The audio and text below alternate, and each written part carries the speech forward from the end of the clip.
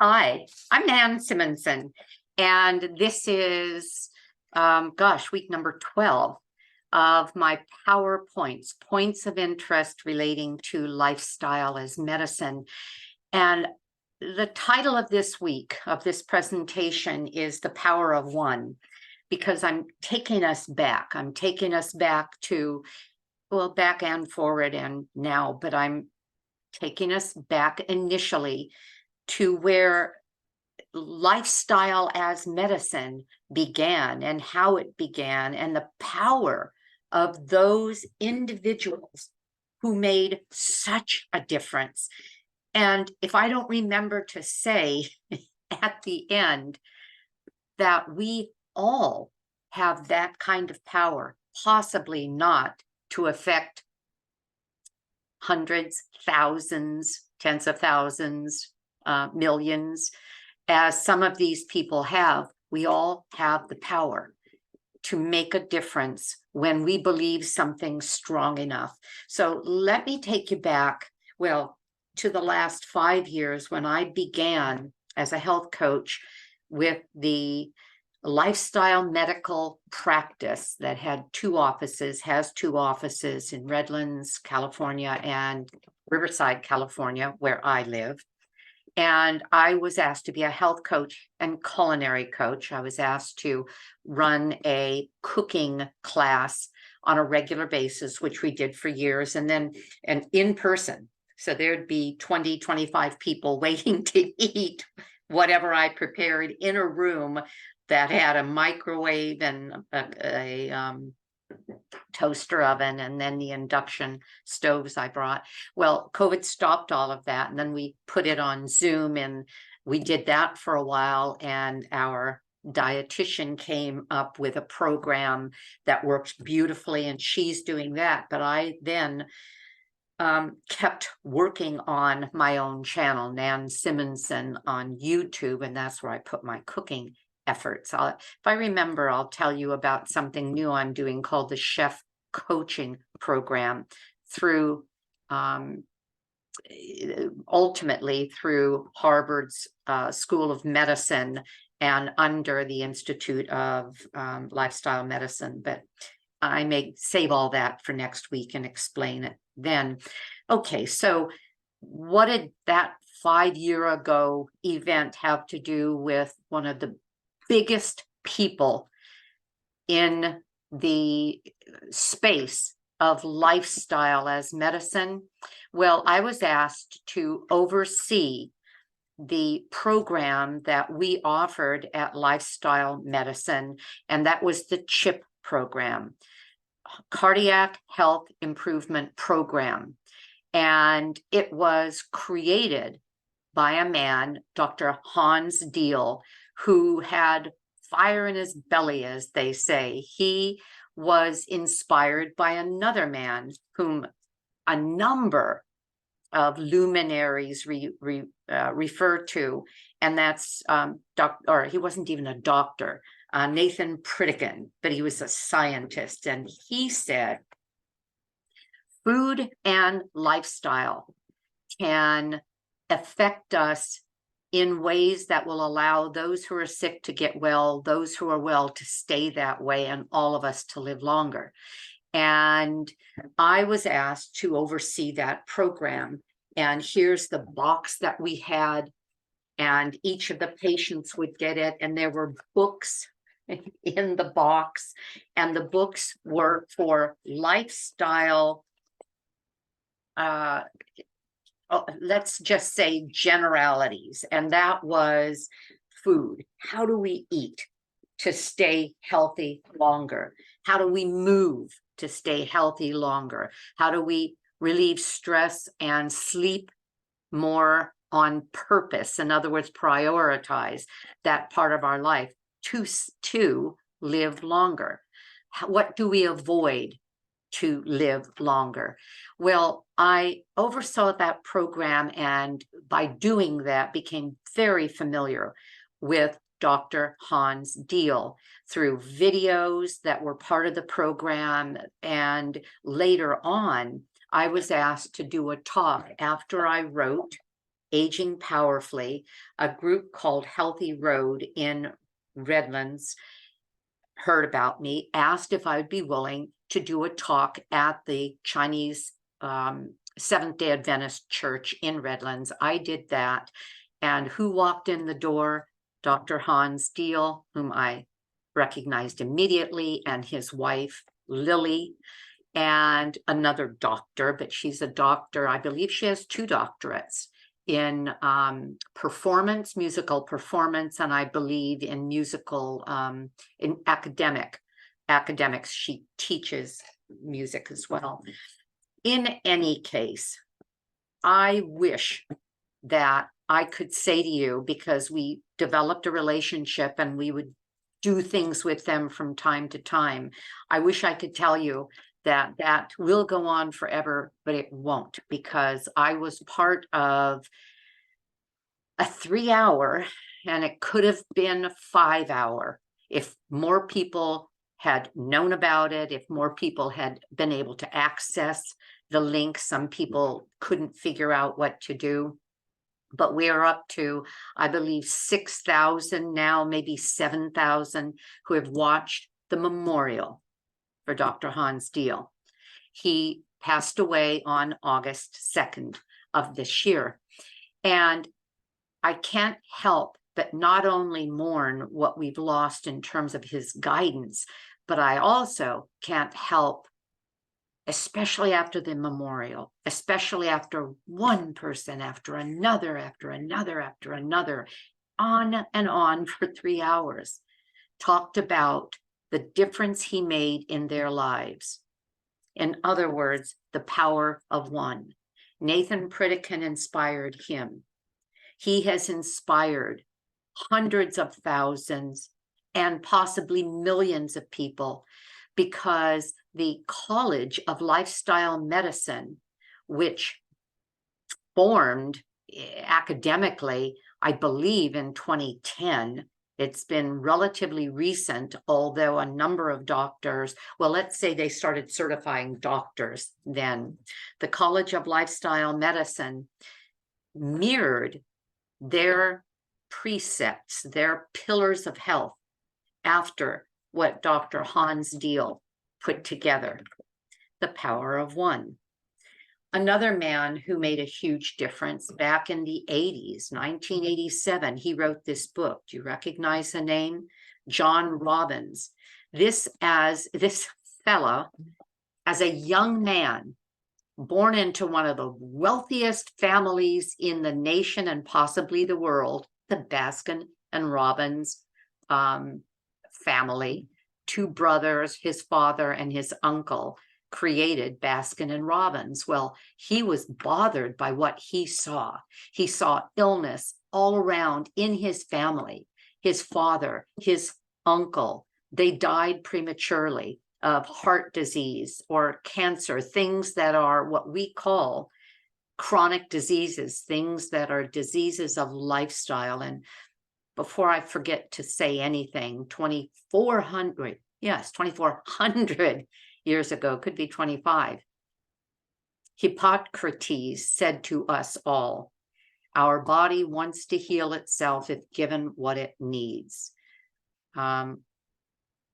Food is our medicine. Let food be thy medicine. Let medicine be thy food. So these aren't new ideas, but it took, through the generations, people like John Robbins, who said, ice cream's going to kill you. Animal products are going to kill you, and went completely vegan, being cut off from his family and refusing the family fortune. Interesting. He wrote this book, Diet for a New America, the power of one person. Another person who went against the grain and suffered for it. John Robbins ended up raising his family in a cabin without a toilet on an island off the coast of Canada somewhere. He now, with his son Ocean, have a program and they are wildly successful in helping people transform their lives. But he went through some real difficulties because he had no money, he had nothing but the ground upon which he raised the food to feed his family. The blue zones. Well, wait, before I do that, let me talk about Dr. McDougall, who over 40 years ago realized that plants and those who ate primarily or exclusively plants lived far longer than anyone else. He was a Hawaiian, well, he was not Hawaiian, he was a doctor on a Hawaiian plantation and saw the difference between these 40, 50, 60, 70, 80-year-olds who were plant-based, I'll call it as he calls it, the diet of peasants, and the difference in their following generations who began eating a richer and more plant-based, as he called it, the diet of the kings, and became, as he says, fatter, sicker, and their children did too. So he wrote The Starch Solution. If you want to stay healthy, eat plants and starches, as opposed to what people like Atkins said, who died of a heart attack. Stay away from carbs. He's saying carbs are your friend. And I will buy that. 5 years ago when I began working, well, actually just before I began working with lifestyle medicine, I was transitioning to a plant-based diet. I'd already gone through a food as medicine course with Pam Popper, learning how to teach as well as live on nothing but plants. And so I came to lifestyle medicine with that at least initial training. And then we had T. Colin Campbell, another person who went against the grain. T. Colin Campbell was a scientist, is a scientist. He's what, 88, 89, still sharp as a tack. He spoke at the memorial or on the memorial. If you want to see the memorial for Dr. Hans Diehl, go to Chef AJ Live and then look for that podcast. Speaking of one, the power of one. Chef AJ has done something. She's a friend of mine, but she's a friend of mine because of what she's done in that. That's how I knew about her. When the pandemic hit, she decided, because everything was closing down and she had been traveling, well, I'll just do something online. And she did something online thinking that it was for a exclusive group. It ended up going out into a much larger realm. I don't even know what words to use as it relates to social media. And it was wildly popular. So she decided, oh, well, then I'll do this every day. And she did it since March 20th of 2020, every day, live, until, well, she's going to be going away for a couple of weeks until then. Then they will be all pre-recorded.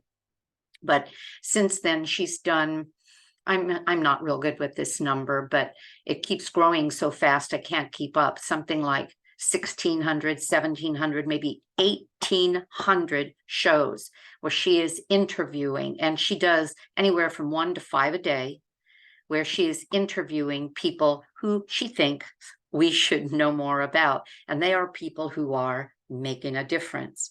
So T. Colin Campbell, Dr. Campbell was on her show, which was the memorial that she pulled together for Dr. Diehl, or probably nothing was going to happen. His family, at his request, did not do a memorial, and that would not stand. Not for Dr. McDougall, who admired and loved him, not for the doctor with whom I work, Dr. Dysinger, who saw him as his mentor, and not for Chef AJ, who had interviewed him again and again. They decided to do the memorial online with the family there in the background. They did not come out and speak, which we didn't expect. In any case, here's Dr. Campbell having spoken. Well, he's a scientist. He went out to prove in several areas of the world, in Thailand as well as in China, that protein was healthy. He had been raised on a cattle ranch, and the more he studied, the more he was taken aback by exactly the opposite. And that is that the more animal protein a person ate, the greater their chances of cancer, the less the more diminished their chance of cancer was. You'll have to read his book, watch his podcasts. I can barely explain well enough in this moment that I have to speak of him, the difference he made to all of us. He said, I can turn on and turn off cancer with the application of animal protein, and he proved it. Now, there were people that came after him wildly, the animal husbandry associations, even his own university, because there's a lot of money behind that kind of industry. But he has stuck with it, and he has made an enormous difference in saving lives, because that helped people understand the value of plants as a primary diet for health. Reverse heart disease. Dr. Esselstyn, this is a great story. At the same time, and Dr. Dean Ornish, this was East Coast, Dr. Dean Ornish is West Coast, were working with patients, again, influenced by everything I've just discussed and these people. And they were working with patients in the 80s and 90s to reverse heart disease with lifestyle as medicine. And they were getting great results, and especially Dr. Esselstyn in a whole food plant-based SOS free diet, or with A, and that is salt, oil, sugar free. And it went without saying alcohol was out the window as well, because that changes us at a cellular level as well. Alcohol is a toxin, and his patients were told, he was given a number of patients, dozens actually, who were told, go home and put your affairs in order. There's nothing we can do for you. And he was able to reverse their heart disease and give them decades more of life with a plant-based diet, SOS free. And then you have your more recent, more modern heroes like Dan Buettner. I don't know if you know that now he has, it was just launched a few days ago, a Netflix series, but it's only, I believe, 4 or 5 episodes. My husband and I watched all 5 at once, and they're entitled, I think it's Live to 100. And it's wonderful because he has compiled the knowledge that he gained when he was researching for this book. He was hired by National Geographic, and I don't think any of you are in question as to what the blue zones are, but in case there's somebody there saying, I don't really know, the blue zones are 5 areas in the world that have the longest living had, because some of them have been influenced since this was researched. It was researched 10 years later, they wrote the book. That's how carefully they researched everything. And this book came out in, I want to say 10 years ago. So we're looking at a while ago. It came out in 2012. And so some of them have been so influenced by, well, I was going to say technology, but isn't that sad that our technology is killing us? The food industry, the powers that be, where money is. That, for example, Okinawa, where they had the longest living women in the world, longest living populations overall, but especially women, are now the sickest in the Japanese islands. That's Okinawa is an island off of Japan, because of their food. So it's not genetics. It's not the blue zones. And then Dan Buettner could have left that alone. He said, here are 5 places in the world that have the longest living populations. These are the 9 commonalities. of these populations. We can emulate that. He didn't let it go. He then came back and thought, I wonder if I can reverse engineer what these populations have done. And he went to cities, many cities in the United States, and with the buy-in of the people in the city who ran the cities. In other words, there were a number of commissions that had to go in on this. They recreated towns to make the healthy choice the easy choice. And that was the reverse engineering of it all.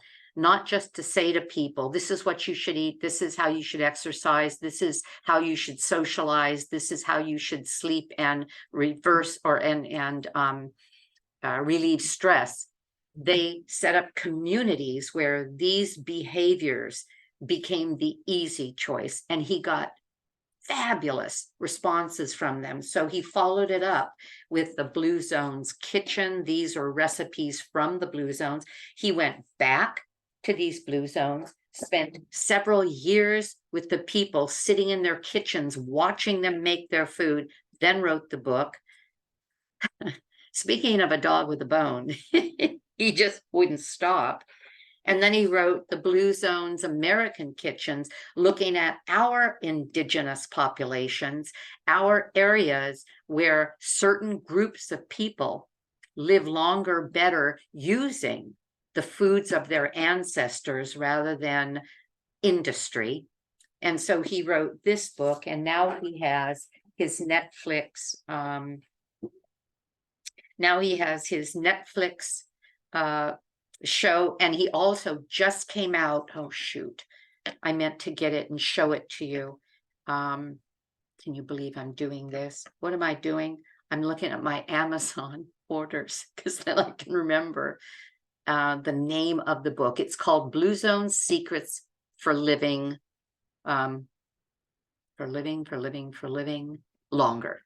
All right. And it just came out just last week. And of course, I ordered it in advance and got it, and I've been reading it. So one person with an idea, with a determination. Now, if these people were harming others, because we've had one person who could harm thousands, entire nations, change history. I'm not talking about the things that are harmful. We're looking at people who have changed lives and saved lives. And they've done it by adopting what turned out to be the best way to eat. I did that 5 years ago. And at 72, I am healthier than I've ever been. Yeah, and I'm getting older and things are getting crankier. And if I hurt myself, it takes a little longer. And yes, you can still get something like COVID, which I did, and even long COVID, which I did. But I recovered from those things, hurting myself in ways, because I'm stubborn and I ran when I shouldn't with a bad knee. I ran anyway with a hurt hip, a half a marathon, 13 miles. But those things were remediated by a healthy body that had a base of anti-inflammatory and antioxidant foods. And that's why I, with my book, Aging Powerfully, stated in the book that my mission to the day I die, which when I turned 70, I said, I still have another 1, 2, or 3 decades to go. Could be a week from now that I'm hit by a bus. It could be another 30 years that I still say the same thing. Plants are your friend. Eat them as close to nature as possible. Move, because without movement, our body doesn't even know what to do, and our brain, worse than that, atrophies. Prioritize sleep. Don't live with stress, and bring all the people around you possibly can. Those are the pillars of lifestyle as medicine, brought to us through all of these people, through the CHIP program and Dr. Hans Diehl, who I honor tremendously, and even Nathan Pritikin, who said and parroted Hippocrates. Give your body what it needs, because it wants to heal, and it will, ultimately, with some exceptions. Anyway, that's all I have to say. And I'll add to that, find something that matters to you. Maybe none of this that I'm saying resonates, but if it does, look at what has helped you without being a pest or a bother. Do your best whenever you can to say to people, well, there's another way to look at it, or, there's something you might want to try, or, I felt that way, and then I did this thing, and I'm surprised about how successful it is. So what I was going to say earlier is I just registered for a course through this, is it Sperling or Spalding Rehabilitation Center, which is the teaching arm of Harvard University, and they have an Institute of Lifestyle Medicine. They just launched a course called the Chef Coaching Course. Chef standing for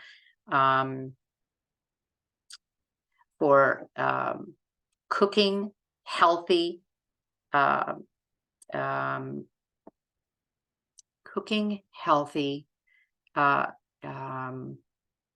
evidence program. Oh, I just got it wrong because I'm just not thinking straight.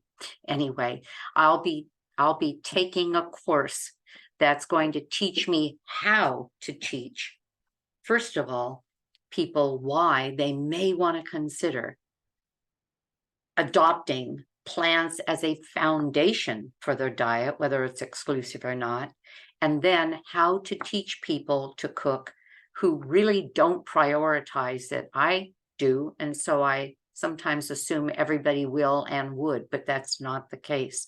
So I'm learning how to teach this culinary health fundamentals. What's the E? Well, I'll be talking about that again. Okay, have a great day. I know I will. Thank you for being here. Thank you for listening, and I'd love to hear from you.